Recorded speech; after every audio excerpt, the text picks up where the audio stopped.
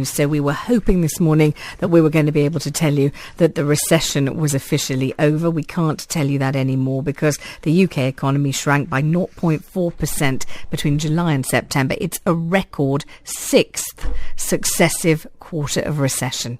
That's from the Office for National Statistics. And joining me on the line, Chartered Financial Planner Jonathan Davis from Armstrong Davis. Good morning, Jonathan. Morning, Vanessa. I wonder if you're surprised?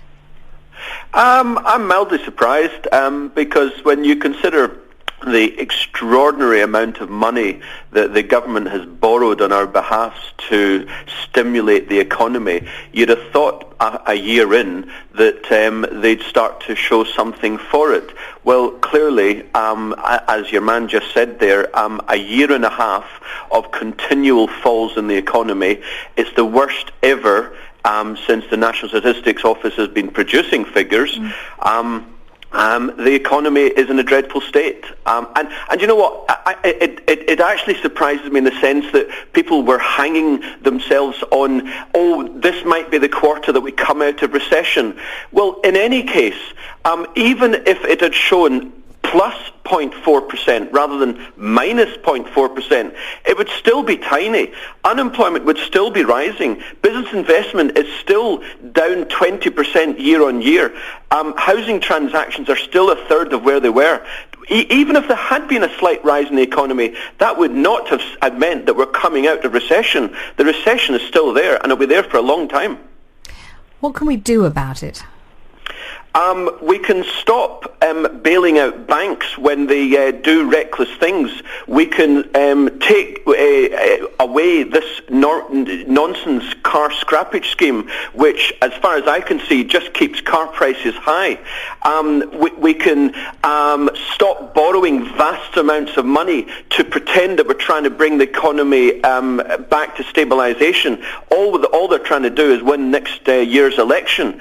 What we should be doing is supporting the pound, supporting our currency, which means that our import costs will fall, and that is what will make us more competitive on the global market, and that's what will help us produce things that people actually want to buy, and we will actually create jobs that way. So we should be doing a total about turn from what we are actually doing.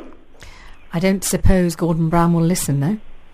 Well, I heard you've got Vince Cable from the Liberal Democrats coming on later. Yes. I can remember distinctly about 5 years ago, Vince Cable in the House of Commons saying to Gordon Brown, do you not realise that we are in a debt-fueled society and that the only reason why we've got some growth in the economy is because households are taking on debt left, right and centre?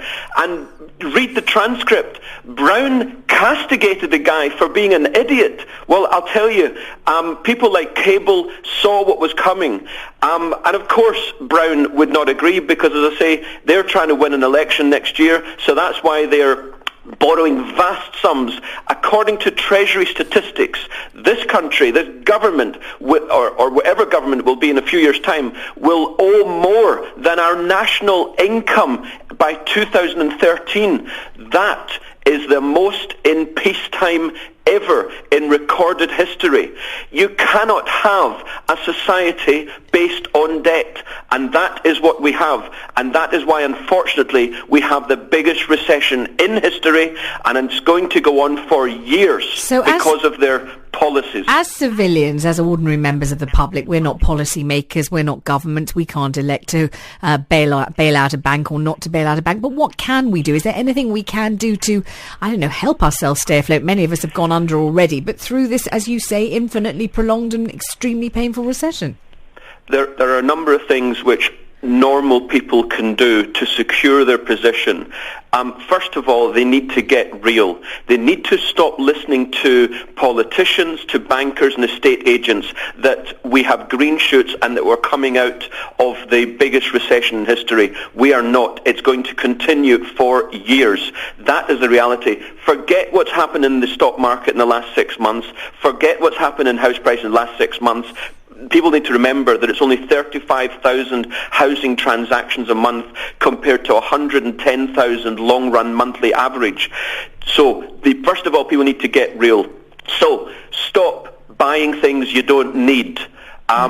Secure your futures by buying things that will secure you in the future. In other words, things like gold and precious metals. Right. They will always do well. Whatever happens in the short run, they will do well in the long run.